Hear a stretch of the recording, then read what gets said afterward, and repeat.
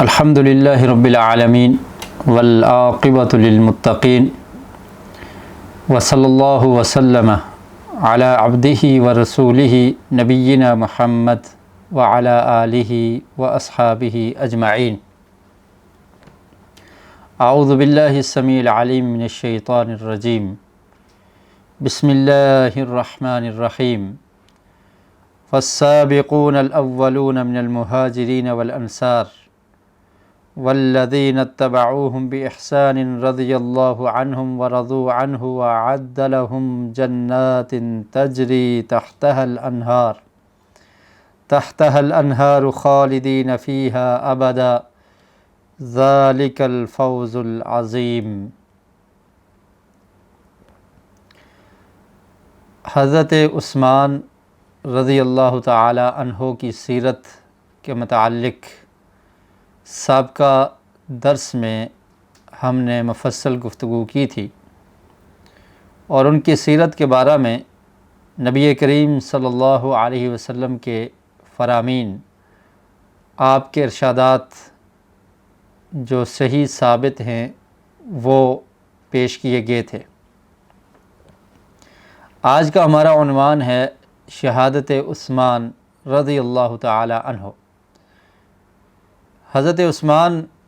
رضی اللہ تعالی عنہ وہ عظیم اور جلیل القدر صحابی ہیں جو مسلمانوں کے تیسرے خلیفہ منتخب ہوئے۔ آپ رضی اللہ عنہ مسلمانوں کے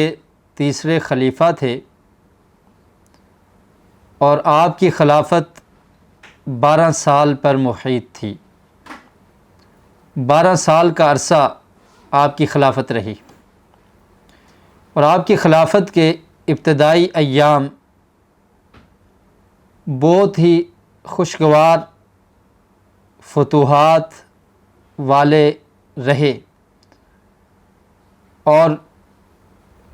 جو ہی 6 سال گزرے، 6 سال گزرنے کے بعد فتنے کا ایک دور اس کا آغاز ہوتا ہے۔ پہلے 6 سال حضرت عثمان غنی رضی اللہ تعالیٰ عنہ کی خلافت بڑے امن و سکون اور اسلام کے غلبے کے لیے کوشاں رہی، بڑی فتوحات ہوئی، اور بڑا ہی پرامن ماحول رہا۔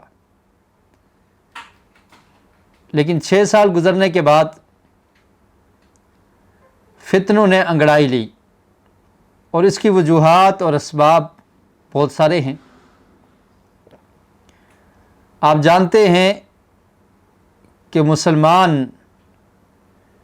نبی کریم صلی اللہ علیہ وسلم کے دور میں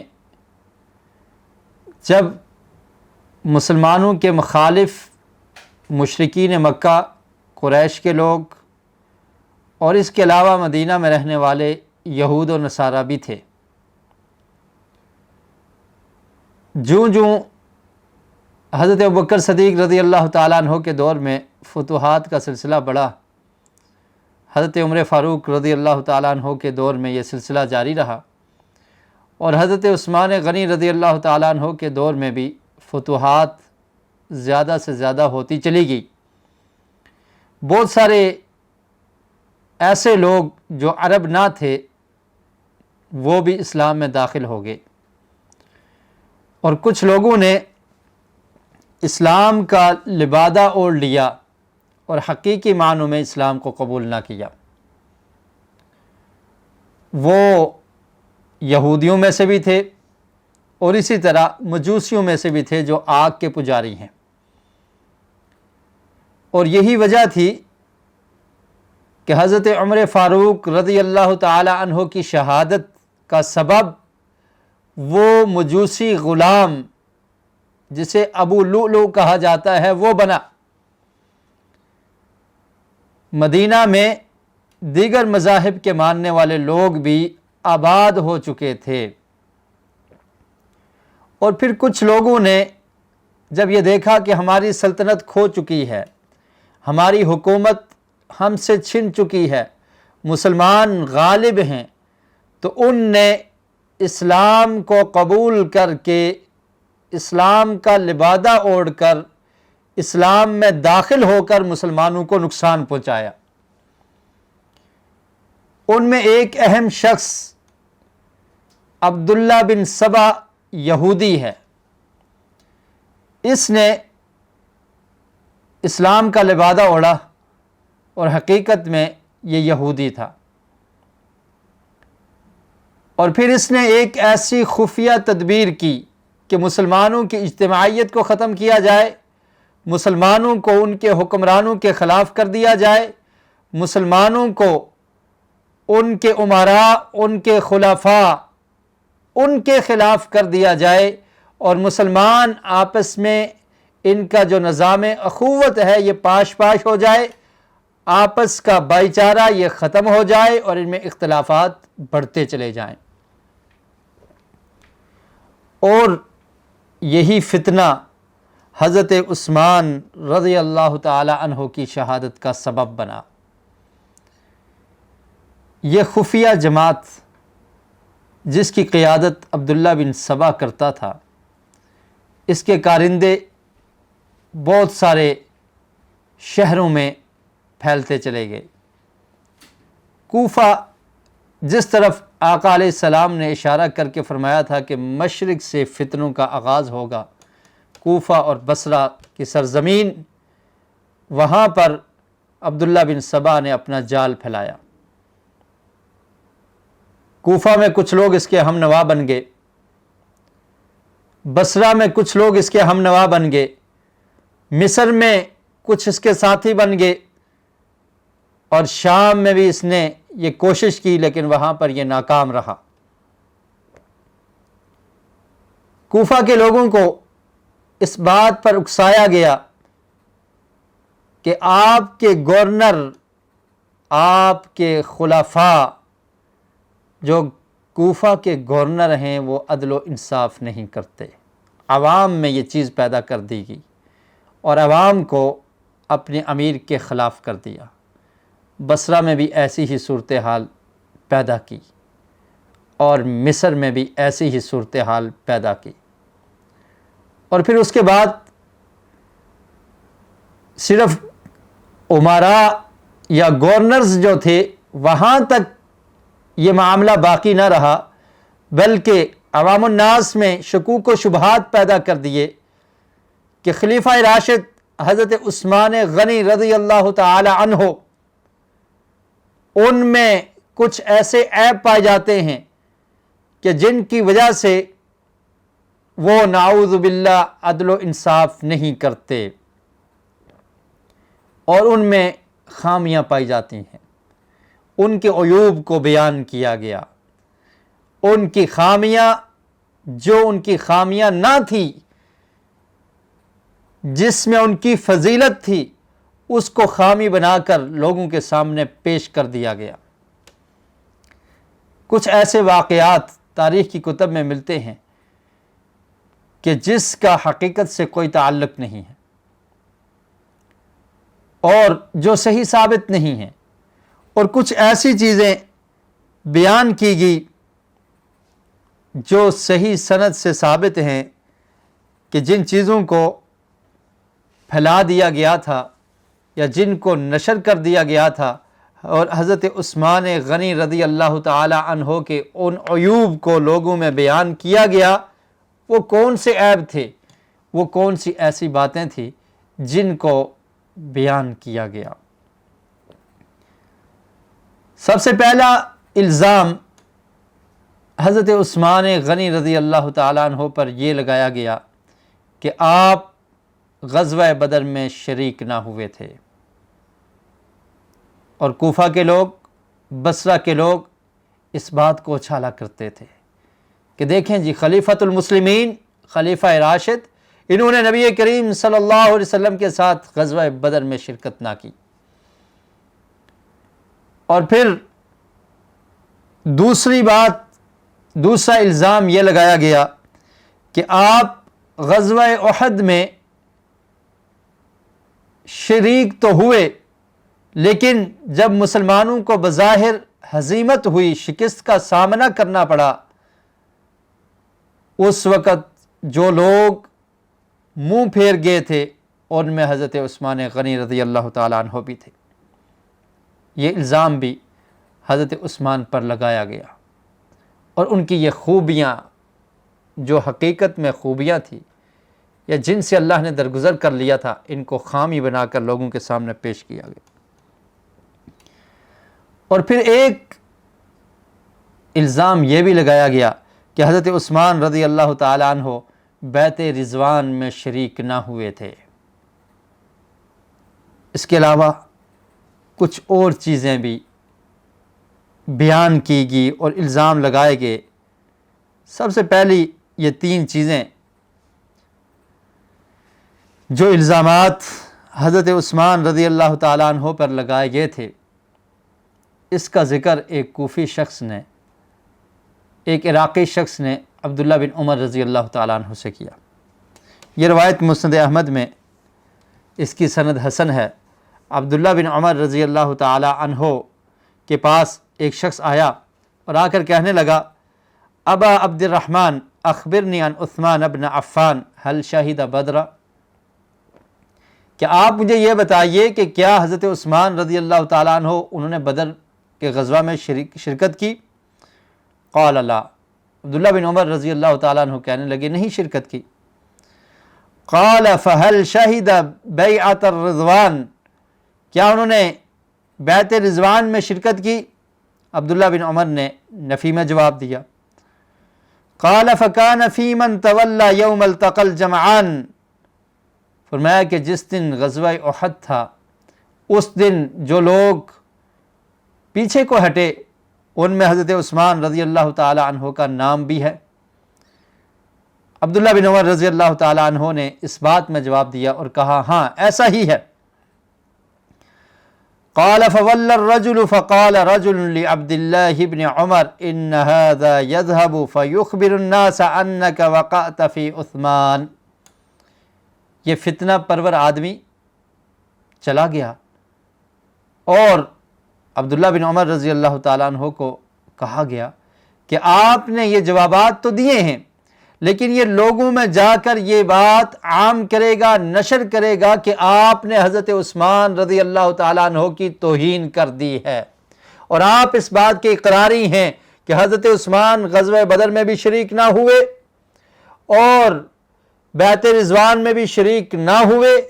اور غزوہ احد میں جو لوگ پیچھے کو مڑ گئے تھے ان میں حضرت عثمان کا نام ہے۔ عبداللہ بن عمر رضی اللہ تعالیٰ عنہ نے جب یہ بات سنی تو آپ نے فرمایا کہ اس کو بلا کے لاؤ۔ وَهَلْ فَعَلْتُ كَذَلِكَ قَالَ ابْنُ عُمَرَ عَلَيَّ بِالرِّجْلِ فَرَدَّهُ، اس کو واپس بلایا جائے۔ وہ آدمی واپس آیا تو فرمایا أَتَدْرِي مَا قُلْتُ لَكَ قَالَ نَعَمْ، کہ تو نے مجھ سے سوال پوچھا تھا، ان سوالوں کے جواب میں نے تجھے دے دیے، تو کیا تو ان سوالوں کے جوابات کو سمجھ چکا ہے؟ هل شہد عثمان بدرا قلت لا، وسألتك هل شہد عثمان بیعت الرضوان قلت لا، وسألتك هل كان في من تولى يوم التقى الجمعان قلت نعم، فقال ابن عمر ان رسول اللہ صلی اللہ علیہ وسلم قال یوم بدر، فرمایا اب ذرا تفصیل سے سن لو کہ بدر میں حضرت عثمان نے شرکت کیوں کرنا کی۔ ان عثمان قد انطلق فی حاجت اللہ وحاجت رسولہ فضرب له بسهم ولم يضرب لأحد غاب غیرہ، فرمایا بدر میں حضرت عثمان نے شرکت نہ کی، اللہ کے رسول نے ان کو حکم دیا تھا کہ آپ بدر میں شریک نہ ہوں۔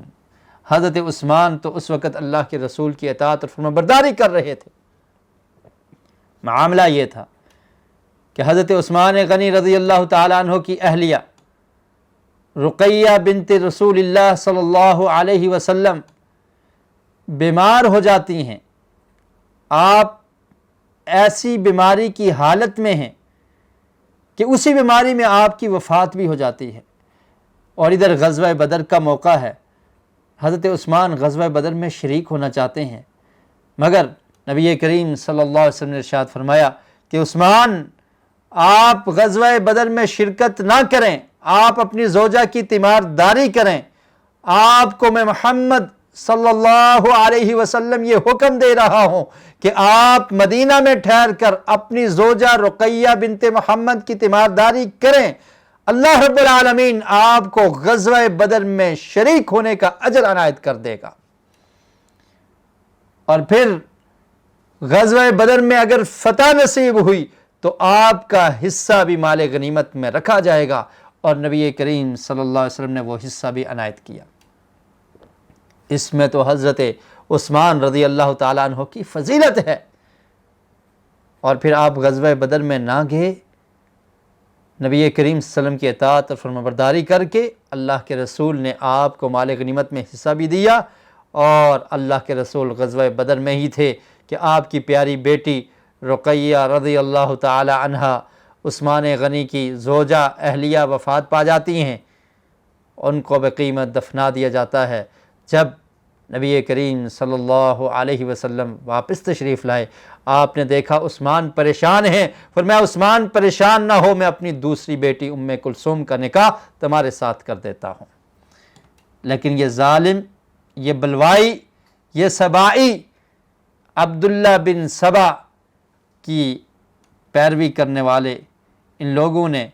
اس فضیلت کو بھی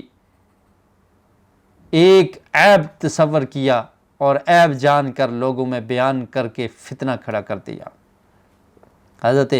عبداللہ بن عمر رضی اللہ تعالیٰ عنہ نے اس کی وضاحت کر دی۔ اور پھر دوسرا عیب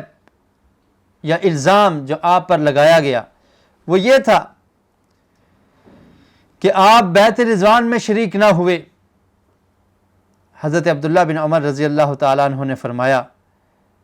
کہ کیا آپ جانتے نہیں ہیں ان عثمان قد انطلق فی حاجت اللہ ورسولہ وانی ابایع اللہ لہ فصفق احدی یدیہ علی الاخری۔ فرمایا بیعت رضوان میں آپ کا شریک نہ ہونا اس کی وجہ کیا تھی کہ اللہ اور اللہ کے رسول کے حکم کو مان کر حضرت عثمان رضی اللہ تعالی عنہ مکہ میں کافروں کے ساتھ معاہدہ کرنے کے لیے، ان سے بات چیت کرنے کے لیے گئے تھے۔ اور جب حضرت عثمان وہاں پر گئے، قریش کے لوگوں نے ان کو روک لیا۔ نبی کریم صلی اللہ علیہ وسلم نے جب یہ سنا کہ حضرت عثمان رضی اللہ تعالیٰ عنہ کو روک دیا گیا ہے، حدیبیہ کے مقام پر مکہ سے قریب یہ جگہ ہے، 700 صحابہ کرام موجود ہیں، اللہ کے رسول صلی اللہ علیہ وسلم نے صحابہ کرام سے بیعت لی، اپنا ہاتھ رکھا اور فرمایا کہ میرے ہاتھ پر بیعت کرو کہ اگر حضرت عثمان واپس نہ آئے تو ہم ان کا انتقام لیں گے، ان کا بدلہ لیں گے، ان کا بدلہ لیے واپس نہیں جائیں گے۔ اس کو بیعت رضوان کہا جاتا ہے، اور یہ بیعت تو حضرت عثمان رضی اللہ تعالی عنہ کی وجہ ہی سے ہوئی ہے، اس میں تو آپ کی فضیلت ہے۔ اور پھر دوسری فضیلت دیکھیے کہ فرمایا کہ جب اللہ کے رسول نے بیعت کی فصفق احدی یدیہ علی الاخری، اپنے ایک ہاتھ کو دوسرے ہاتھ پر رکھ دیا اور فرمایا کہ یہ عثمان کی طرف سے میں بیعت کر رہا ہوں۔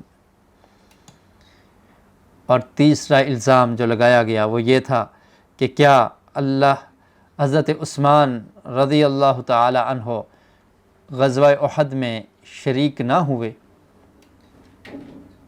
تو اس کے بارے میں عبداللہ بن عمر رضی اللہ تعالی عنہما نے فرمایا کہ اللہ رب العالمین نے ان کے متعلق قرآن مجید میں ارشاد فرما دیا ہے، سورہ آل عمران کی آیت نمبر 155، فرمایا انما استزلهم الشیطان ببعض ما کسبوا ولقد عفى اللہ عنہم ان اللہ غفور حلیم۔ کہ سن لے شخص، الزام لگانے والے، عیب تلاش کرنے والے، جو لوگ غزوہ احد میں پیچھے کو ہٹے تھے، اللہ نے ان کے بارے میں قرآن مجید میں فرمایا کہ ان کو شیطان نے پھسلایا تھا، وَلَقَدْ عَفَى اللَّهُ عَنْهُمْ، اللہ تعالیٰ نے ان کو معاف کر دیا ہے۔ ان اللہ غفور حلیم، اور جس کو اللہ تعالیٰ معاف کر دے اس کو کون پوچھنے والا ہے؟ اللہ تعالیٰ تو بخشنے والا، رحم کرنے والا ہے۔ تو یہ الزامات اور اس طرح کی باتیں حضرت عثمان رضی اللہ تعالیٰ عنہ کے بارے میں کہی گئی۔ اور اس کے علاوہ ایک اور جو الزام لگایا وہ یہ کہ حمیت الحما، کہ چراگاہ اس کو آپ نے بڑھا دیا ہے۔ وہ جگہ جہاں پر صدقہ کے اونٹوں کو رکھا جاتا تھا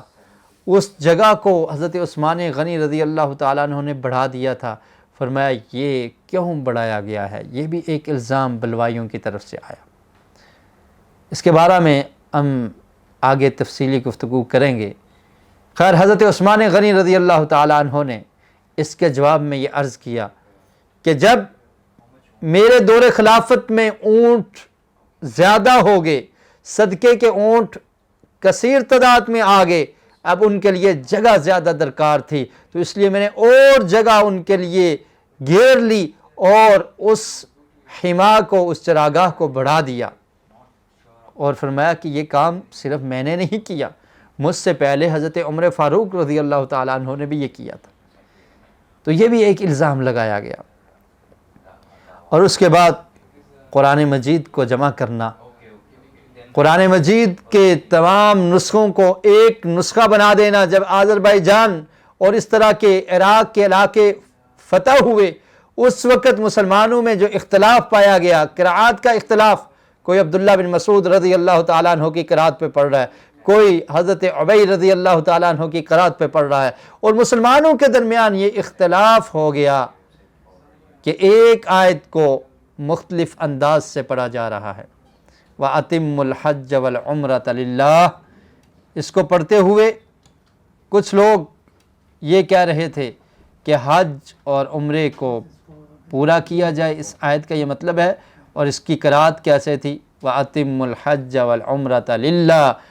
اور کچھ کہتے وَأَتِمُّ الْحَجَّ وَالْعُمْرَةَ لِلْبَيْتِ، کہ حج اور عمرہ کو بیت اللہ کے لیے مکمل کرو۔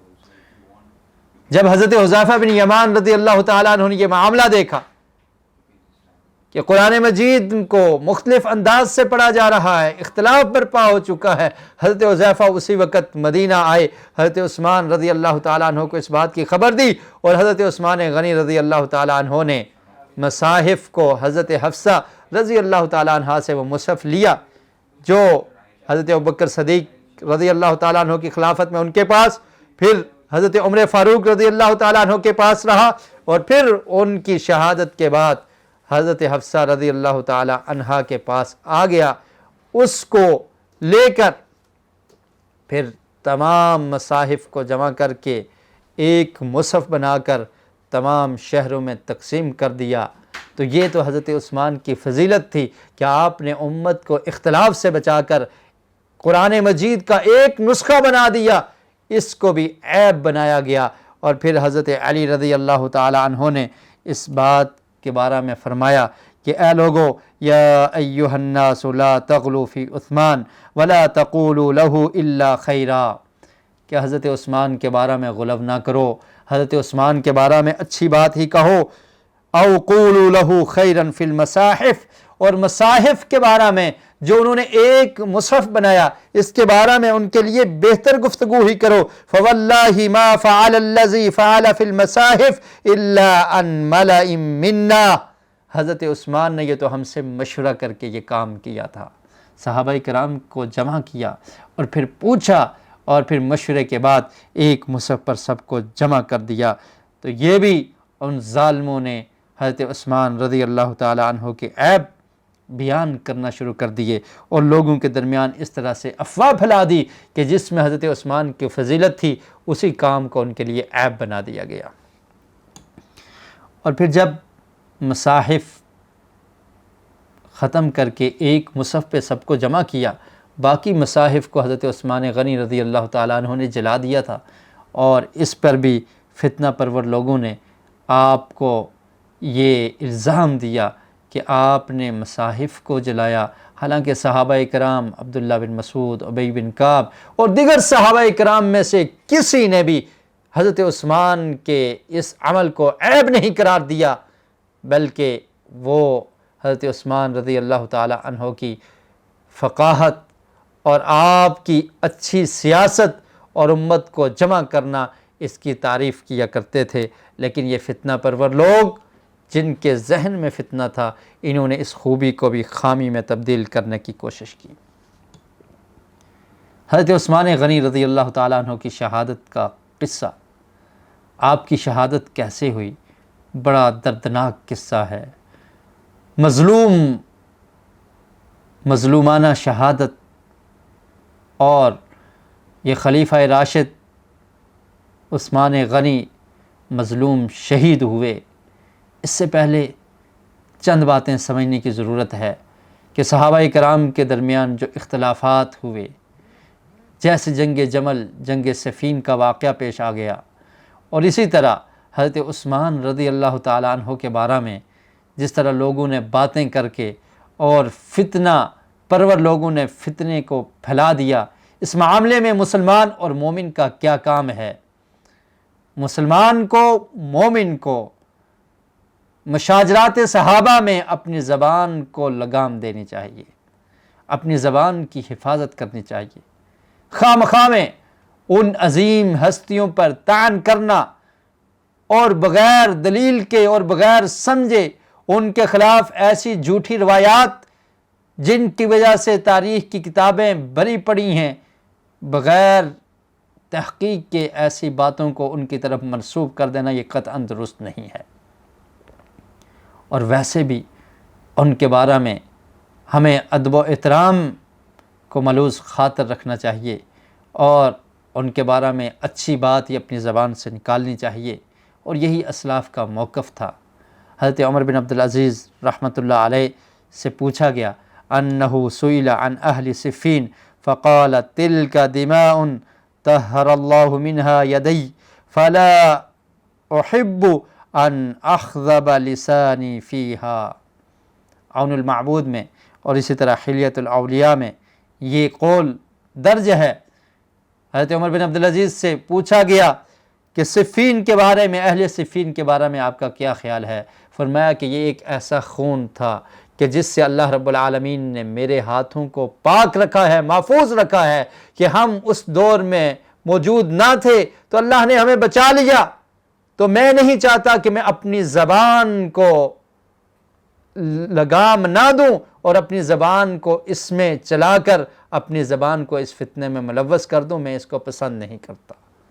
تو میں اپنی زبان کو بھی پاک رکھنا چاہتا ہوں۔ اور پھر اللہ تعالیٰ نے قرآن مجید میں ارشاد فرمایا تلک امۃ قد خلت لہا ما کسبت ولکم ما کسبتم ولا تسألون عما کانوا یعملون، کہ یہ ایک امت تھی گزر چکی، جو ان کے اعمال تھے ان کے لیے، اور تمہارے لیے تمہارے اعمال، ولا تسألون عما کانوا یعملون، اور جو وہ کام کیا کرتے تھے ان کے متعلق تم سے سوال نہیں کیا جائے گا۔ اور پھر صحابہ کرام کے بارے میں اللہ رب العالمین نے قرآن مجید میں ارشاد فرمایا والسابقون الاولون من المہاجرین والانصار، سبقت لے جانے والے وہ پہلے لوگ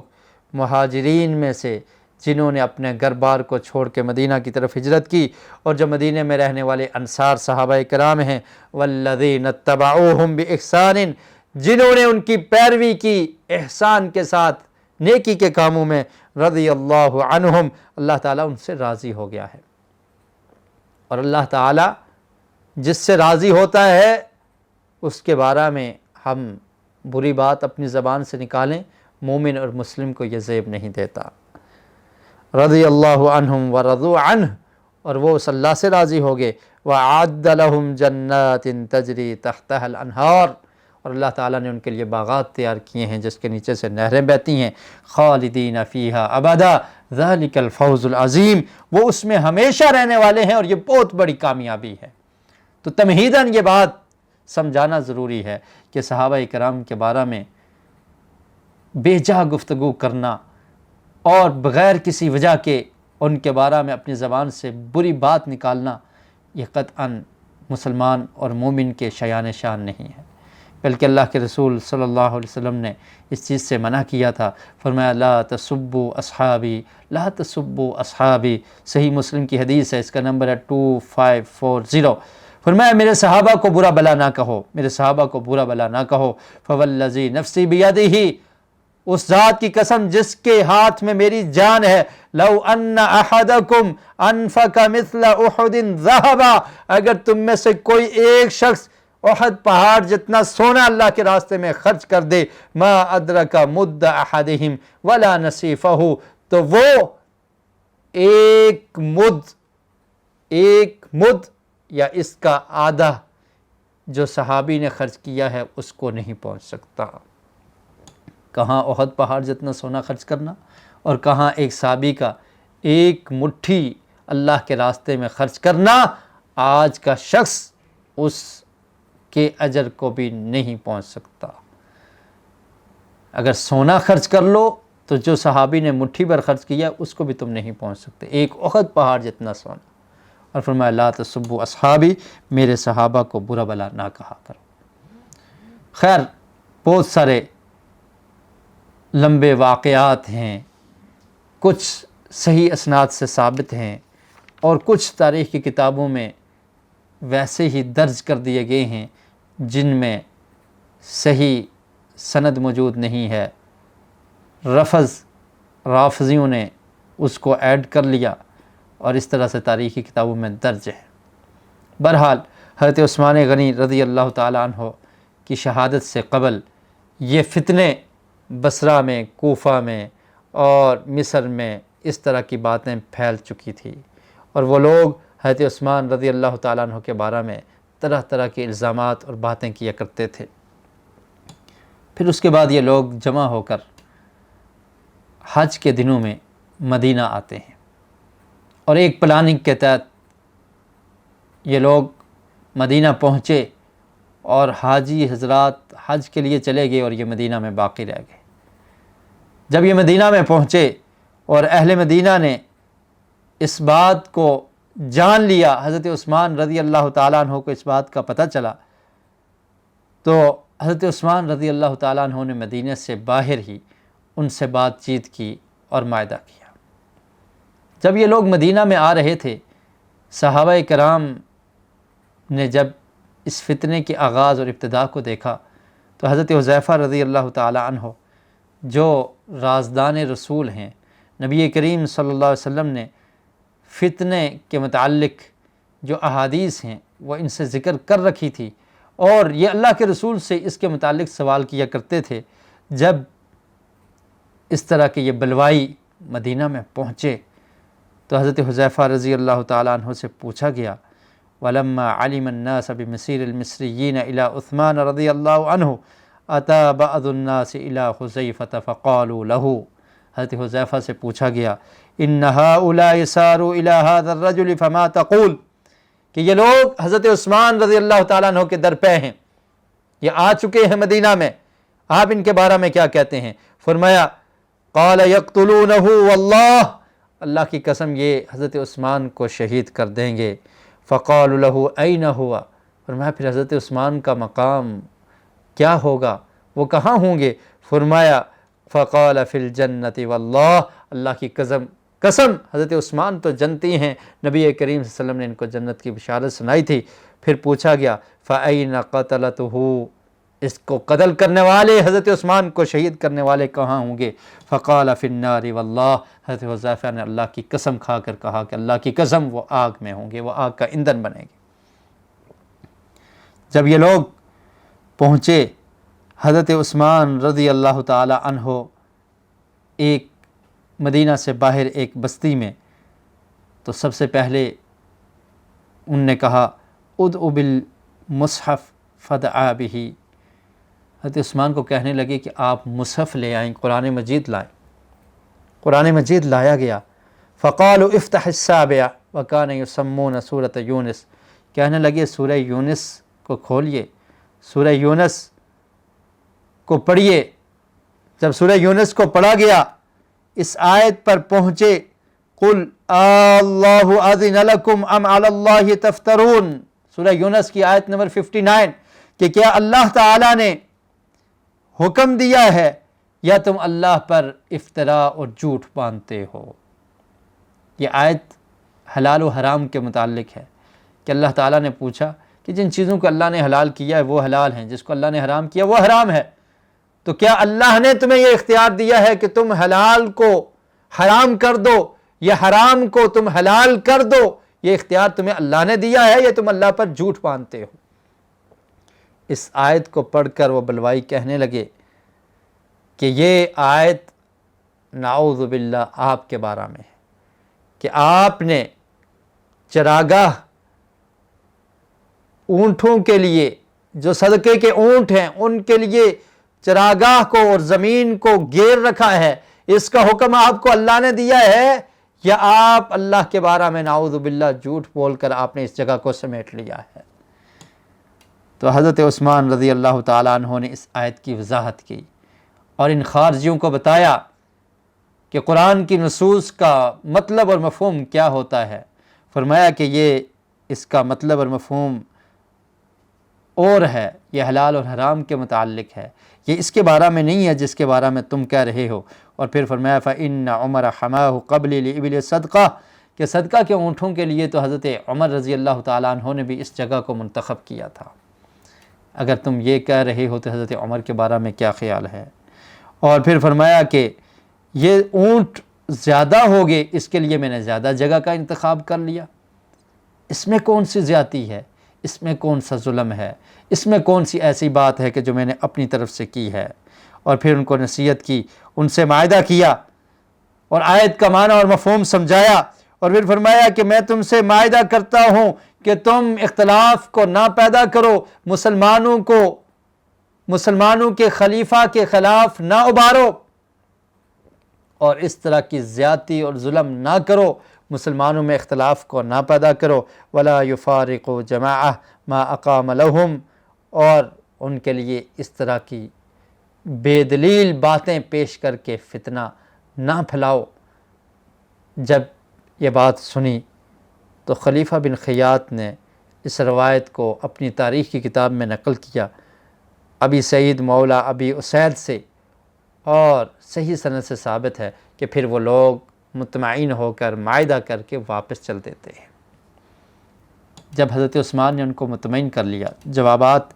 دے دیے، پھر ان کے ساتھ معاہدہ ہوا، صلح ہوئی، اور پھر انہوں نے کچھ شرائط رکھی۔ ان میں سے ایک شرط یہ بھی تھی کہ عبداللہ بن عامر کو بصرہ کا گورنر بنا دیا جائے اور ان کو واپس بلایا جائے، اور کوفہ پر ابو موسیٰ اشعری رضی اللہ تعالیٰ عنہ کو گورنر بنا دیا جائے۔ تو یہ شرائط بھی حضرت عثمان نے مان لی۔ جب بات طے ہوگی، تاریخ دمشق اور دیگر کتابوں میں لکھا ہوا ہے کہ پھر وہ لوگ، وہ بلوائی اس بات کو مان کر مطمئن ہو جاتے ہیں اور یہ صلح ہو جاتی ہے۔ اور اس میں حضرت علی رضی اللہ تعالیٰ عنہ کا بھی کردار ہے کہ حضرت علی رضی اللہ تعالیٰ عنہ نے ان سے بات چیت کی کہ کتاب اللہ ہمارے سامنے ہے اور صلح کی شرائط طے کر لیتے ہیں۔ جو باتیں انہوں نے کی، عدل و انصاف ہونا چاہیے، حق والے کو حق ملنا چاہیے، گورنر جو ہماری مرضی کا ہے اس کو منتخب کیا جائے۔ حضرت عثمان رضی اللہ تعالیٰ عنہ نے ان کے تمام شرائط کو مان لیا، اور جب وہ شرائط مانی گئی تو یہ لوگ یہ باتیں مان کر واپس چل دیے۔ لیکن اصل ان کا مقصد مسئلے کا حل نہ تھا، بلکہ ان کا مقصد حضرت عثمان غنی کو شہید کرنا تھا۔ ان کا مقصد خلیفہ وقت کے خلاف خروج کرنا تھا۔ یہ خارجی ذہن اور خارجی سوچ کے مالک لوگ تھے، اور ان کی قیادت کرنے والا عبداللہ بن سبا یہودی، اس نے جب یہ دیکھا کہ یہ معاملہ تو حل ہو گیا ہے، یہ لوگ مطمئن ہو کر مصر سے آنے والے، کوفہ اور بصرہ سے آنے والے مطمئن ہو کر واپس چل دیے ہیں، انہوں نے ایک کھیل کھیلا اور ایک خط خود سے لکھا۔ اس خط کو لکھ کر یہ قافلہ جو واپس جا رہا ہے، ایک آدمی کو خط لکھ کر دیا اور اس کو اس قافلے کی طرف بھیج دیا۔ وہ شخص ان کے پاس سے گزرتا ہے، وہ گزر جاتا ہے، پرواہ نہیں کی گئی، پھر واپس آ جاتا ہے، پھر ان کے پاس سے گزرتا ہے، اور روایات میں اس طرح سے درج ہے کہ راکباً علی جمل یتعرض لهم ویفارقهم، ان کے سامنے اپنے آپ کو پیش کرتا ہے، یہ لوگ پوچھیں، سوال کریں۔ خیر، معاہدہ پہلے سے، پلاننگ پہلے سے موجود تھی،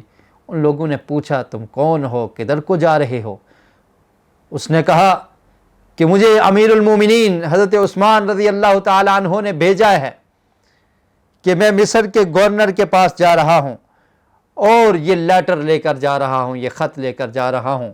جو حضرت عثمان نے لکھوایا ہے اور جس پہ حضرت عثمان کی مہر بھی موجود ہے۔ یہ جھوٹا خط لکھ کر حضرت عثمان کی طرف منسوب کر دیا اور ان کی مہر بھی لگا دی۔ جب ان لوگوں نے وہ خط پڑھا تو اس میں یہ لکھا ہوا تھا کہ یہ لوگ جب مصر میں پہنچیں تو ان کو سزا دی جائے اور ان کو قتل کر دیا جائے، ان کو سولی پہ لٹکا دیا جائے، ان کے ہاتھ اور پاؤں کاٹ دیے جائیں۔ وہ حضرت عثمان جس نے اپنے انتقام کے لیے،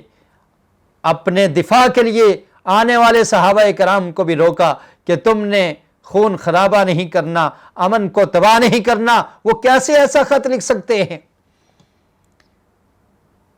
اور پھر اگر یہ خط لکھنا تھا تو حضرت عثمان کسی اپنے خاص بندے کو بھیجتے، انہی میں سے بندہ، انہی میں سے یہ خط لکھنے والے اور یہ سازش کرنے والے یہ لوگ واپس پلٹ آتے ہیں۔ ان کو تو بہانا چاہیے تھا کہ ہمارے بارے میں خلیفۃ المسلمین نے یہ لکھ دیا ہے۔ جب حضرت عثمان رضی اللہ تعالیٰ عنہ کو یہ بات پتہ چلتی ہے، آپ کہتے ہیں کہ یہ لیٹر میں نے نہیں لکھا، یہ خط میں نے نہیں لکھا، یہ بھیجنے والا شخص اس کو میں نے نہیں بھیجا۔ اگر تمہارے پاس کوئی گواہی ہے دو بندوں کو گواہ پیش کر دو، ورنہ میں اللہ کی قسم کھا کر کہتا ہوں کہ یہ کام میرا نہیں ہے، یہ سزا میں نے تجویز نہیں کی، میری تمہارے ساتھ صلح ہو چکی ہے، معاہدہ طے پا چکا ہے، میں ایسا کام کرنے والا نہیں ہوں۔ لیکن ان بلوائیوں نے حضرت عثمان کی کسی بات کو نہ سنا۔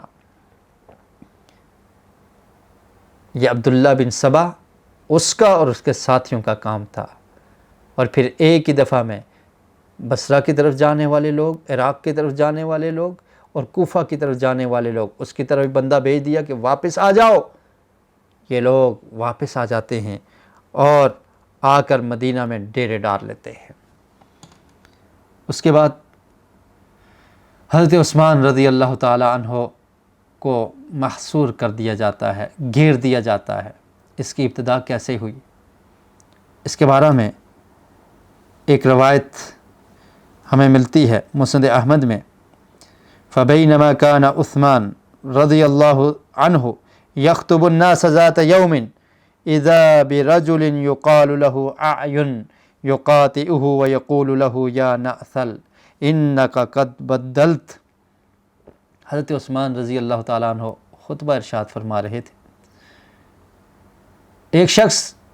انہی خارجیوں میں سے کھڑا ہوا اور آپ کو خطبے کے درمیان ٹوک دیتا ہے، روک دیتا ہے اور کہتا ہے یا نأثل۔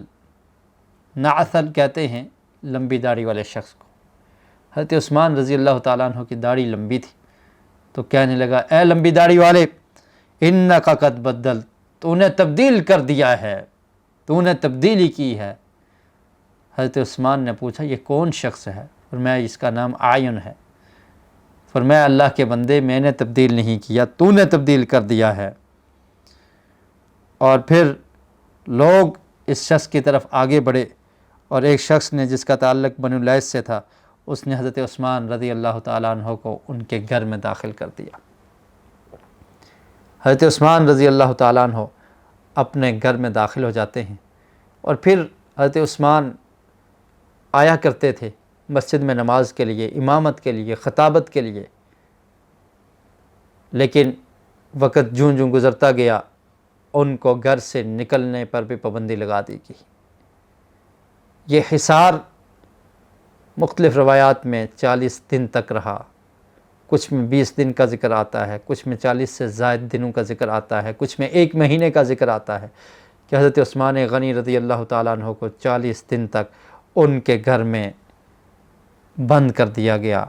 باہر نکلنے کی اب اجازت بھی نہیں ہے اور کسی سے ملاقات کی بھی اجازت نہیں ہے، کسی کو داخل بھی نہیں ہونے دیا جا رہا۔ اور مسلح امامت پر خوارج میں سے ہی کوئی شخص وہ امامت کرواتا ہے لوگوں کی۔ اب صحابہ کرام پریشان ہیں کہ حضرت عثمان رضی اللہ تعالیٰ عنہ پر الزام لگا کر ان کو ان کے گھر میں پابند کر دیا گیا ہے، اب ان کو باہر نکلنے کی اجازت نہیں ہے، جماعت کرانے والا شخص خارجیوں میں سے ہے۔ اب دیکھیے حضرت عثمان رضی اللہ تعالیٰ عنہ کی سیاست، آپ کی جرت اور آپ کا امن و سلامتی والا پیغام رہتی دنیا تک خلفاء کے لیے اس میں ایک بہترین نمونہ ہے۔ آپ سے پوچھا گیا، عثمان عبداللہ بن عدی بن خیار آتے ہیں، صحیح بخاری میں یہ روایت ہے، تحرج من الصلاة خلفه فاستشار عثمان فی ذلك فاشار علیہ بأن یصلی خلفه۔ عبداللہ بن عدی بن خیار آتے ہیں اور آ کر پوچھتے ہیں کہ خلیفۃ المسلمین آپ جماعت کے لیے نہیں آ رہے، آپ کو نماز پڑھانے کی اجازت نہیں، اور خوارج میں سے ایک شخص اور مصلی امامت پر کھڑا ہو کر لوگوں کی امامت کرواتا ہے، جماعت کرواتا ہے، تو مجھے دل نہیں کرتا کہ میں اس کے پیچھے نماز ادا کروں۔ ہم صحابہ کرام اس کے پیچھے نماز ادا کرنے کو پسند نہیں کرتے۔ آپ کا کیا مشورہ ہے؟ آپ ہمیں اس کے بارے میں کیا حکم دیتے ہیں؟ حضرت عثمان رضی اللہ تعالیٰ عنہ نے فرمایا، الصلاۃ احسن ما یعمل الناس، نماز ایک بہترین عمل ہے جو لوگ کرتے ہیں۔ فَإِذَا أَحْسَنَ النَّاسُ فَأَحْسِن مَعَهُمْ وَإِذَا أَسَاءُوا فَاجْتَنِبْ إِسَاءَتَهُمْ، جب وہ اچھا کام کریں تو تم بھی ان کے ساتھ اچھے کام میں مل جاؤ، اور اس آدمی کے پیچھے ہی نماز میں اس کے پیچھے ہی نماز پڑھ لو۔ فتنے کے دروازے کو، اختلاف کو ختم کر دیا، فرمایا اس کے پیچھے ہی نماز پڑھ لو، اور اگر وہ کوئی برا کام کریں تو پھر اس برائی سے تم بچ جاؤ۔ حضرت عثمان رضی اللہ تعالیٰ عنہ جب اپنے گھر میں بند ہیں، صحابہ کرام پریشان ہیں کہ نبی کریم صلی اللہ علیہ وسلم کے داماد خلیفۃ المسلمین، جن کے عقد میں نبی کریم صلی اللہ علیہ وسلم کی دو بیٹیاں رقیہ اور ام کلثوم رضی اللہ تعالی عنہا یکے بعد دیگرے ان کے نکاح میں رہی، جن کو ذی النورین کہا جاتا تھا، جو بڑی شان اور فضیلت والے صحابی ہیں، جن کو اللہ کے رسول نے جنت کی بشارت دنیا میں ہی دے دی تھی، عشرہ مبشرہ میں سے ہیں، اور کئی بار ان کے لیے اللہ کے رسول نے جنت کی بشارت کا اعلان کیا۔ ان کو ان کے گھر میں بلوائیوں نے بند کر دیا، باہر نکلنے کی اجازت نہیں ہے۔ صحابہ کرام حضرت عثمان کے پاس جاتے ہیں، اور پھر حضرت عثمان نے بعض صحابہ کرام کی رائے کو جانچنا چاہا، ان سے پوچھا کہ تم اس کے بارے میں مجھے کیا مشورہ دیتے ہو؟ عبداللہ بن عمر رضی اللہ تعالیٰ عنہ سے جب مشورہ مانگا تو عبداللہ بن عمر رضی اللہ تعالیٰ عنہ نے حضرت عثمان سے کہا، اب بلوائیوں کے دو ہی مطالبے تھے کہ حضرت عثمان خلافت کو چھوڑ دیں، اگر خلافت کو نہیں چھوڑیں گے تو ہم ان کو شہید کر دیں گے، خلافت سے دستبردار ہو جائیں، خلافت کی قمیص کو اتار دیں، ہم ان کو خلیفہ نہیں مانتے، یا پھر ہم ان کو شہید کر دیں گے۔ عبداللہ بن عمر رضی اللہ تعالیٰ عنہ نے نبی کریم صلی اللہ علیہ وسلم کے فرامین سن رکھے تھے، اور حضرت عثمان غنی رضی اللہ تعالیٰ عنہ کو اللہ کے رسول نے علیحدہ سے یہ چیزیں بتائی تھی کہ ایک وقت آئے گا کہ منافقین، حضرت عائشہ رضی اللہ تعالیٰ عنہ بیان کرتی ہیں کہ اللہ کے رسول نے فرمایا حضرت عثمان سے کہ ایک وقت آئے گا کہ منافقین اللہ رب العالمین نے جو تجھے قمیض پہنائی ہے اس کو اتارنے کی کوشش کریں گے، لیکن تو نے اس کو اتارنا نہیں ہے، یہ تجھ سے خلافت چھیننے کی کوشش کریں گے، تو نے اس خلافت سے دستبردار نہیں ہونا۔ اور یہی مصیبتیں تھیں جس کا اللہ کے رسول نے ذکر کیا تھا، فرمایا حضرت عثمان کو جنت کی بشارت سنا دو، الا بلوا ستصیبہ، مصیبتیں اور پریشانیاں آئیں گی حضرت عثمان پر۔ اور پھر اللہ کے رسول صلی اللہ علیہ وسلم نے، حضرت عائشہ بیان کرتی ہیں کہ پیارے رسول صلی اللہ علیہ وسلم نے اپنی بیماری کی حالت میں فرمایا میں چاہتا ہوں کہ میرے صحابی کو میرے پاس بلایا جائے۔ تو عائشہ کہتی ہیں اللہ کے رسول اپنے ابا جان حضرت ابوبکر کو بلا لوں، آقا علیہ السلام خاموش ہیں۔ پھر پوچھا گیا حضرت عمر کو بلایا جائے، آپ خاموش ہیں۔ پھر پوچھا گیا حضرت عثمان رضی اللہ تعالیٰ عنہ کو بلایا جائے، آپ نے فرمایا نعم۔ اور پھر جب حضرت عثمان غنی رضی اللہ تعالیٰ عنہ کو بلایا گیا، حضرت عائشہ کہتی ہیں کہ آپ نے حضرت عثمان کو علیحدہ کر لیا اور پھر ان سے سرگوشی کی، کچھ ایسی باتیں کی کہ حضرت عثمان رضی اللہ تعالیٰ عنہ کا رنگ متغیر ہو رہا ہے، چہرہ کا رنگ چینج ہو رہا ہے، کچھ ایسی باتیں کی۔ اور پھر ان باتوں کا ذکر حضرت عثمان نے اپنے ان پابندی کے دنوں میں شہادت سے قبل کیا۔ فرمایا کہ مجھے اللہ کے رسول صلی اللہ علیہ وسلم کا یہ وعدہ اور معاہدہ یاد ہے کہ اللہ کے رسول صلی اللہ علیہ وسلم نے مجھے یہ فرمایا تھا کہ تم صبر کرنا، اور میں آج صبر کر رہا ہوں، اور یہ بلوائی جتنا بھی ظلم کرے میں اس پر صبر کروں گا۔ عبداللہ بن عمر رضی اللہ تعالیٰ عنہ سے جب مشورہ طلب کیا، خلیفہ بن خیاط نے اپنی تاریخ کی کتاب میں اس کو ذکر کیا ہے، تو عبداللہ بن عمر نے کہا حضرت عثمان سے، اذا خلعتها امخلد انت فی الدنیا، کہ عثمان اگر آپ خلافت کو چھوڑ دیں گے، اس قمیص کو جس کو اللہ نے آپ کو پہنایا ہے اس کو اتار دیں گے، تو کیا آپ نے دنیا میں ہمیشہ رہنا ہے؟ حضرت عثمان نے جواب دیا نہیں۔ فرمایا کہ اگر فَإِن لَمْ تَخْلَعْهَا هَلْ يَزِيدُونَ عَلَىٰ أَن يَقْتُلُوكَ، اگر آپ اس کو نہیں چھوڑتے، خلافت کو ترک نہیں کرتے، تو کیا یہ لوگ، یہ بلوائی، یہ فتنہ پرور لوگ، کیا آپ کو اس سے زیادہ کوئی سزا دے سکتے ہیں آپ کے قتل کے علاوہ؟ زیادہ سے زیادہ آپ کو شہید ہی کریں گے، اس کے علاوہ کچھ کر سکتے ہیں؟ فرمایا کہ نہیں، اس کے علاوہ تو کچھ نہیں کر سکتے۔ پھر فرمایا فَهَلْ يَمْلِكُونَ لَكَ جَنَّةً أَوْ نَارًا، اور پھر یہ بتائیے کہ کیا یہ لوگ جنت اور آگ کے مالک ہیں، جنت اور جہنم کے مالک ہیں؟ فرمایا نہیں، ان کی ملکیت میں تو کچھ نہیں ہے، جنت اور جہنم کی ملکیت تو اللہ کے پاس ہے۔ فرمایا فَلَا أَرَىٰ لَكَ أَن تَخْلَعَ قَمِيصًا كَمَّسَكَهُ اللَّهُ فَتَكُونُ سُنَّةً كُلَّمَا كَرِهَ قَوْمٌ خَلِيفَتَهُمْ أَوْ إِمَامَهُمْ قَتَلُوهُ۔ عبداللہ بن عمر رضی اللہ تعالیٰ عنہما فرماتے ہیں، عثمان میرا مشورہ تو یہ ہے کہ آپ اس قمیص کو نہ اتاریے، جس قمیص کو اللہ رب العالمین نے آپ کو پہنایا ہے، جو خلافت آپ کو ملی ہے، آپ اسے نہ چھوڑیے، نہیں تو یہ ایک طریقہ بن جائے گا کہ جب بھی لوگ اپنے خلیفہ کو ناپسند کریں گے، اس کے خلاف خروج کریں گے، اس کے خلاف کھڑے ہو جائیں گے اور پھر اس سے مطالبہ کریں گے کہ آپ خلافت کو چھوڑ دو ورنہ اس کو قتل کر دیں گے، تو یہ ایک طریقہ بن جائے گا۔ تو میرا مشورہ یہ ہے کہ آپ خلافت کی چادر کو، خلافت کی قمیض کو نہ اتاریے اور اس پر صبر کیجئے۔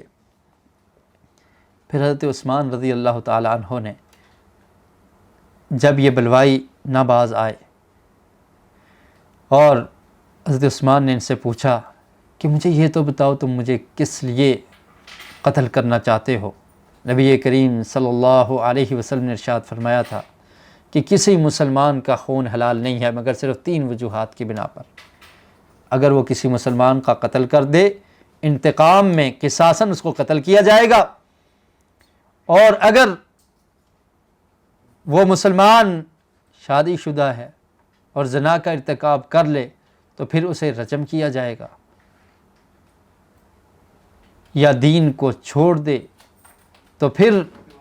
اس کے خلاف تلوار کو اٹھایا جائے گا، مرتد ہو جائے۔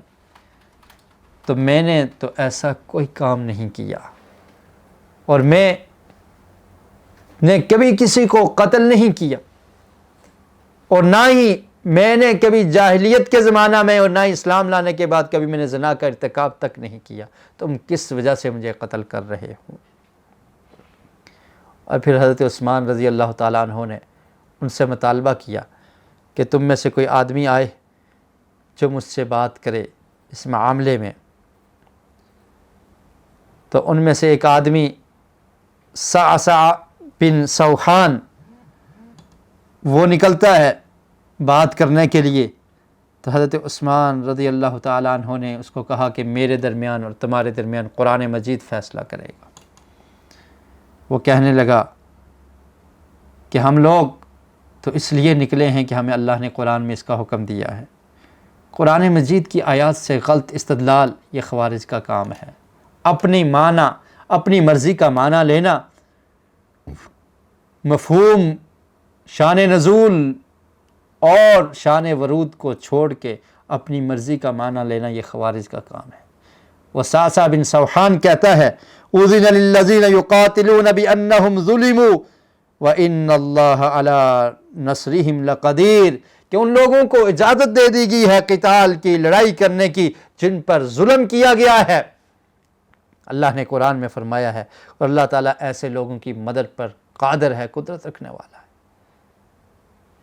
हज़रत उस्मान ने समझाया कि ये आयत तो तुम्हारे बारे में नहीं है,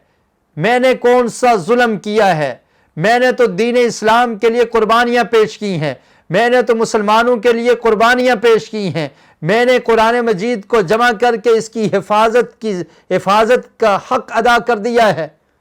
और मेरे तो ऐसे बड़े बड़े कारनामे हैं, मैंने कौन सा जुल्म किया है। ये आयत तो उन लोगों के बारे में है जो लोग मक्का में रहा करते थे, उन पे जुल्म किया जाता था, हिजरत अभी ना हुई थी, उन पर जुल्म ढाए जाते थे। जब वो लोग मदीना में आ गए तो अल्लाह रब्बुल आलमीन ने अब इजाज़त दे दी कि अब तुम लोग बदला ले सकते हो, तुम लोग कुफार के साथ, मुशरिकीन के साथ लड़ाई कर सकते हो। ये तो उस किताल की इजाज़त थी, उस किताल को तुम कहाँ पर फिट कर रहे हो और किस तरह से आयात से गलत इस्तेदलाल कर रहे हो। जब उस आदमी ने सासा बिन सौहान ने ये बात सुनी तो वो वापस हो गया, वापस निकल गया। और फिर इस मौका पर हज़रत उस्मान रज़ी अल्लाह ताला अन्हु ने अपनी फजीलत भी उन लोगों को बताई और अपने घर से होकर ही ये ख़ताब किया और लोगों को ये आगाह किया। इसके बारे में एक रवायत इरवाउल गलील में और शेख अलबानी रहमतुल्लाह अलैह ने इसको हसन कहा है कि उस्मान बिन अफ़्फ़ान रज़ी अल्लाह ताला अन्हु को जब घर में रोका हुआ था, बंद किया हुआ था, हीन अशरफ़ अलैहिम उस्मान फ़क़ाल, तो हज़रत उस्मान ने घर से झांका और फिर कहा अनशुदुकुम बिल्लाहि व बिल इस्लामी हल तअलमून अन्न रसूलल्लाहि सल्लल्लाहु अलैहि वसल्लम क़दिमल मदीना व लैसा बिहा माउन। फरमाया कि मैं तुम्हें अल्लाह की कसम खाकर पूछता हूँ, क्या तुम लोगों को पता है कि जब नबी करीम सल्लल्लाहु अलैहि वसल्लम मदीना में आए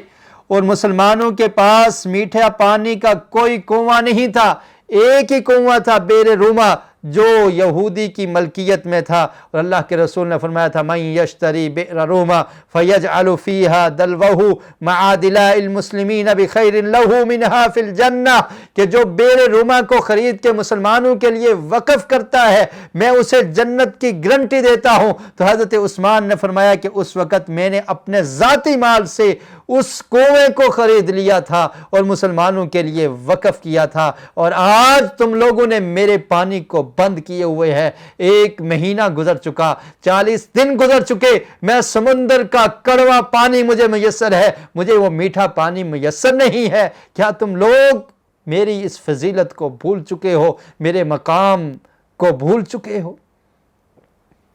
और फिर उसके बाद हज़रत उस्मान ने फरमाया कि क्या तुम जानते हो कि जब ग़ज़वा तबूक के लिए लश्कर को तैयार करना था, नबी करीम सल्लल्लाहु अलैहि वसल्लम ने ऐलान किया कि जो शख्स इस लश्कर को तैयार करेगा मैं उसे जन्नत की गारंटी देता हूँ। तो क्या तुमने देखा नहीं था कि उस वक़्त उस लश्कर को, जैशे उसरा को, ग़ज़वा तबूक के लिए जाने वाले मुजाहिदीन जिनके पास साज़ो सामान नहीं था, ज़ादे सफ़र नहीं था, मैंने अल्लाह के रसूल सल्लल्लाहु अलैहि वसल्लम को उस लश्कर की तैयारी के लिए मदद की थी, घोड़े और ऊँट पेश किए थे, दिनार आपकी गोद में लाकर रख दिए थे और आप उन दिनारों को देखते थे और खुश हो रहे थे। 1000 दिनार उस्मान गनी रज़ी अल्लाह ताला अन्हु लाए हैं, नबी करीम सल्लल्लाहु अलैहि वसल्लम की गोद में रखे हुए हैं। आपने फरमाया मा ज़र्रा उस्मान लौ अमिल बअद हाज़ल यौम, आज के बाद अगर उस्मान कोई भी अमल ना करे तो उसके लिए यही काफ़ी है। ये मेरी फजीलत और मकाम तुम भूल चुके हो, आज तुमने मेरे घर को घेर रखा है और मुझे घर से बाहर नहीं निकलने दिया जा रहा। और फिर फरमाया कि मैं तुम्हें याद दिलाना चाहता हूँ कि जब मस्जिद नबवी तंग हो गई थी, मस्जिद नबवी में जगह ना थी, तो उस वक़्त نبی کریم صلی اللہ علیہ وسلم نے فرمایا تھا کہ مسجد کی توسیع کے لیے جو شخص زمین کو خرید کے وقف کرتا ہے میں اسے جنت کی بشارت دوں گا، تو میں عثمان تھا جس نے اس جگہ کو خرید کے وقف کر دیا تھا اور مسجد نبوی کی توسیع کر دی تھی۔ آج مجھے اسی مسجد میں تم 2 رکعت نماز پڑھنے کی بھی اجازت نہیں دے رہے۔ اور پھر فرمایا کہ یاد رکھو احد پہاڑ اور ہرا کا واقعہ ہے۔ ہرا پہاڑ پر جب میں یا صبیر پہاڑ پر مکہ میں حضرت ابوبکر صدیق اور عمر کھڑے تھے اور نبی کریم صلی اللہ علیہ وسلم ہمارے ساتھ کھڑے تھے، پہاڑ میں حرکت آ گئی تھی اور اللہ کے رسول نے فرمایا تھا کہ اے پہاڑ تو ٹھہر جا، تیرے اوپر ایک صدیق، ایک نبی، ایک صدیق اور 2 شہید کھڑے ہیں، ایک میں تھا اور ایک حضرت عمر وہ شہید، اور ابوبکر صدیق اور نبی کریم صلی اللہ علیہ وسلم تھے۔ حضرت عثمان غنی رضی اللہ تعالیٰ عنہ نے یہ تمام کی تمام چیزیں بیان کی اور ان لوگوں نے اس بات کی گواہی دی اور فرمایا کہ تم لوگ آج اس قدر ظلم کر رہے ہو۔ اور پھر اس حصار کے موقع پر صحابہ کرام رضی اللہ تعالیٰ عنہ نے دفاع کرنا چاہا، حضرت عثمان غنی رضی اللہ تعالیٰ عنہ نے ان کو روک دیا۔ آج بہت سارے لوگ اس طرح کی باتیں کرنے کی کوشش کرتے ہیں، جھوٹی روایات پیش کرتے ہیں کہ حضرت عثمان رضی اللہ تعالیٰ عنہ کی شہادت میں نعوذ باللہ صحابہ کرام کا ہاتھ ہے، صحابہ کرام اس فتنے کو اجاگر کر رہے تھے۔ ایسی کوئی بات نہیں تھی۔ یہ بلوائی، یہ عبداللہ بن سبا کے پیروکار، ان لوگوں نے اس فتنے کو کھڑا کیا تھا، کسی ایک صحابی کا اس میں کوئی کردار نہیں ہے۔ بلکہ صحابہ کرام نے تو حضرت عثمان سے پوچھا، عبداللہ بن سلام رضی اللہ تعالیٰ عنہ سے نبی جب حضرت عثمان نے یہ مشورہ کیا تو آپ نے بھی یہی مشورہ دیا تھا کہ عثمان، آپ کو جو اللہ نے قمیص پہنائی ہے اس کو نہ اتاریے گا، آپ اس پہ صبر کریں۔ پھر آپ نے اسی پر صبر کیا اور اس طرح بہت سارے صحابہ کرام، حارثہ بن نعمان رضی اللہ تعالیٰ عنہما، اسی وقت جب آپ کو آپ کے گھر میں بند کیا ہوا تھا تو آپ آتے ہیں حضرت عثمان سے پوچھتے ہیں، ان شئت ان نقاتل دونک، کہ اگر آپ چاہتے ہیں تو ہم آپ کا دفاع کرتے ہیں، قتال کرتے ہیں۔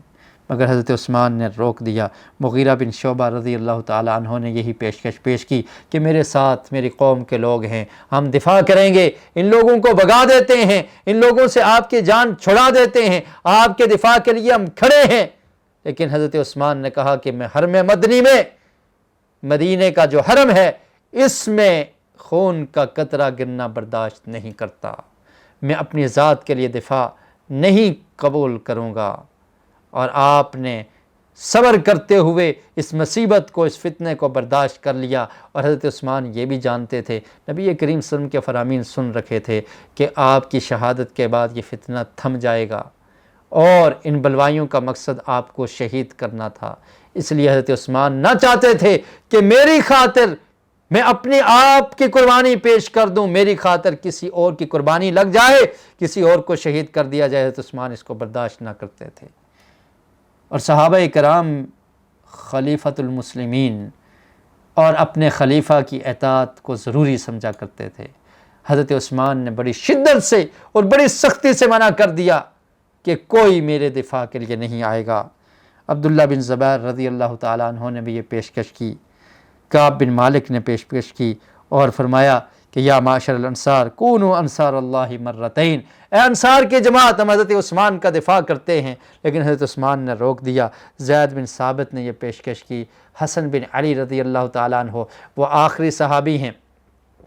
کہ جن کو حضرت عثمان رضی اللہ تعالیٰ عنہ کے گھر سے نکالا گیا اور آپ زخمی بھی ہوئے۔ اور پھر صحابہ کرام نے یہ پیشکش پیش کی کہ آپ مدینے کو چھوڑ کر مکہ کو چلے جائیں، یا ہمیں دفاع کا حق دیں کہ ہم آپ کا دفاع کرتے ہیں۔ لیکن حضرت عثمان غنی رضی اللہ تعالیٰ عنہ نے سب کو روک دیا اور فرمایا کہ میں ایسا نہیں ہونے دوں گا۔ نبی کریم صلی اللہ علیہ وسلم کے فرامین آپ کے حق میں موجود تھے، آپ جانتے تھے کہ میں نے شہید ہونا ہے۔ اللہ کے رسول نے اپنی زندگی میں یہ خوشخبریاں سنا دی تھی۔ اور پھر وہ دن آ گیا جس دن حضرت عثمان رضی اللہ تعالیٰ عنہ کی شہادت ہوتی ہے۔ اس کی تاریخ میں اختلاف ہے، کچھ لوگ 12 ذی الحجہ کہتے ہیں اور کچھ لوگ 18 ذی الحجہ کہتے ہیں کہ ذی الحجہ کا مہینہ تھا اور 35 ہجری اس سال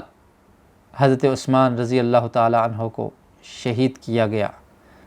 شہادت سے ایک دن قبل رات کو حضرت عثمان نے خواب دیکھا اور خواب میں یہ دیکھا کہ نبی کریم صلی اللہ علیہ وسلم اور آپ کے ساتھ ابو بکر و عمر موجود ہیں۔ حضرت عثمان کو کہتے ہیں کہ عثمان روزہ رکھ لینا اور افطر عندنا، افطاری آج آپ نے ہمارے پاس کرنی ہے۔ جمعہ کا دن تھا، حضرت عثمان نے روزہ رکھ لیا اور پھر یہ بلوائی اندر داخل ہونے کی کوشش کی۔ ایک آدمی جس کا تعلق بنو سدوس قبیلے سے تھا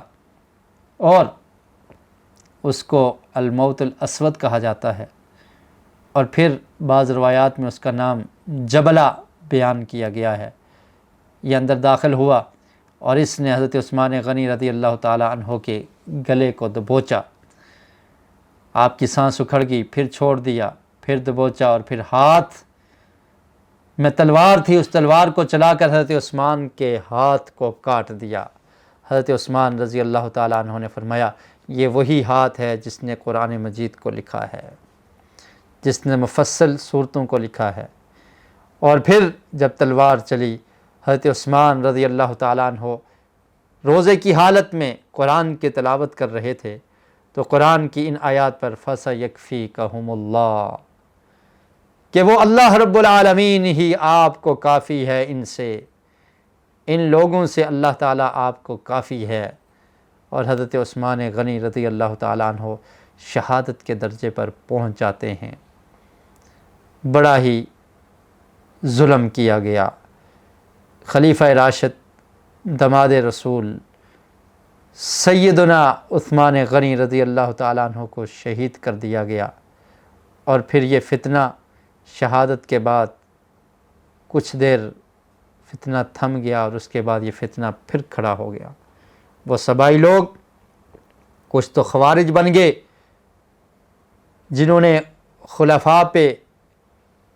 ان کے خلاف ہتھیار کو اٹھانا اور خروج کرنا اس کو اپنا مشعل راہ بنا لیا، اور کچھ لوگ وہ سبائی اور وہ لوگ جو رافضی ہوئے اور جنہوں نے حضرت علی رضی اللہ تعالیٰ عنہ کی الوہیت اور ان کو خالق اور مالک سمجھنا شروع کر دیا۔ یہ فتنے اور پھر اس کے بعد حضرت علی رضی اللہ تعالیٰ عنہ کی خلافت اور پھر دیگر فتنے جنگ جمل اور جنگ صفین کی صورت میں مسلمانوں میں یہ چل دیے اور تلوار نکل گئی اور پھر دوبارہ وہ نیام میں نہ آ سکی۔ حضرت عثمان غنی رضی اللہ تعالیٰ عنہ نے جب یہ خواب دیکھا، اپنی زوجہ کو بتایا کہ میں نے آج یہ خواب دیکھا ہے اور نبی کریم صلی اللہ علیہ وسلم کو خواب میں دیکھا ہے، آپ نے مجھے بشارت دی ہے کہ آج افطاری آپ نے ہمارے ساتھ کرنی ہے۔ چنانچہ اسی روز حضرت عثمان شہید ہو جاتے ہیں۔ اللہ رب العالمین سے دعا ہے کہ اللہ تعالی ہمیں خلفائے راشدین کی سیرت کو سمجھنے کی اور سمجھ کر اس پر عمل کرنے کی توفیق نصیب فرمائے، کیونکہ نبی کریم صلی اللہ علیہ وسلم نے ارشاد فرمایا تھا علیکم بسنتی و سنت الخلفاء الراشدین، کہ تم سنت کو، نبی کریم صلی اللہ علیہ وسلم کے طریقے کو اور خلفائے راشدین کے طریقے کو مضبوطی سے پکڑے رکھو، ان کے سنت کو فالو کرو، اس پر عمل کرو۔ اللہ رب العالمین سے دعا ہے کہ جو کچھ سنا ہے اور بیان کیا ہے، اللہ تعالیٰ جو سچی اور حق بات ہے ان کو ہمارے دلوں میں بٹھا دے اور ہمیں اس طرح کے واقعات سے نصیحت حاصل کرنے کی توفیق نصیب فرمائے۔ وآخر دعوانا ان الحمد للہ رب العالمین۔ سبحانک اللہم و بحمدک، اشہد ان لا الہ الا انت، استغفرک و اتوب الیک۔ The one, the one, the one.